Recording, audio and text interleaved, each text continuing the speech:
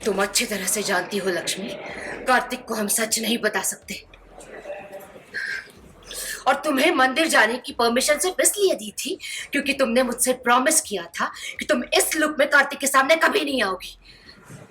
तुम्हारी जुबान की कोई अहमियत है भी या नहीं? तुमने भरोसा तोड़ा है मेरा। माँ मेरी बात तो सुनिए तो। क्या सुनूं? क्या सुनूं बताओ? आखिर हुआ तो वही ना जिसका मुझे डर था। कार्तिक को आधी सच्चाई पता चल ही गई। क्या जरूरत थी उसे ये बताने की कि तुम शादीशुदा हो? और सबसे पहले तो मुझे तुम ये बताओ कि तुम मंदिर में कार्तिक के साथ कर क्या रही थी? मैंने आपका भरोसा नहीं तोड़ा है। मैं माता रानी की कसम खा के कहती हूँ, मैं मंदिर में अकेली पूजा करने गई थी।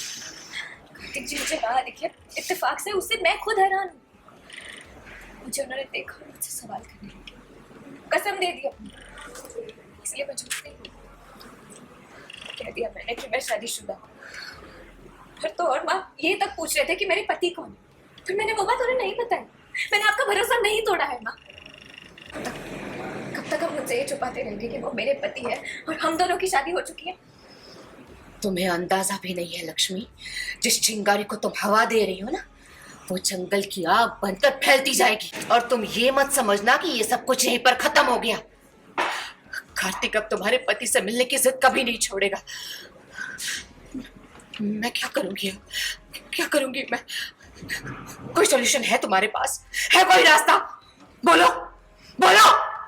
नहीं, अब तो बस एक ही रास्ता है। किसी और को तुम्हारा पति बनाकर उससे मिलवाना पड़ेगा, तभी वो शांत होगा।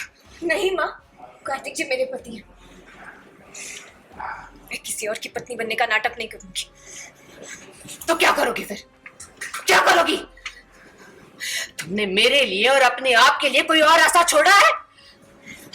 एक के बाद एक कोई ना कोई नई परेशानी खड़ी करती रहती हो।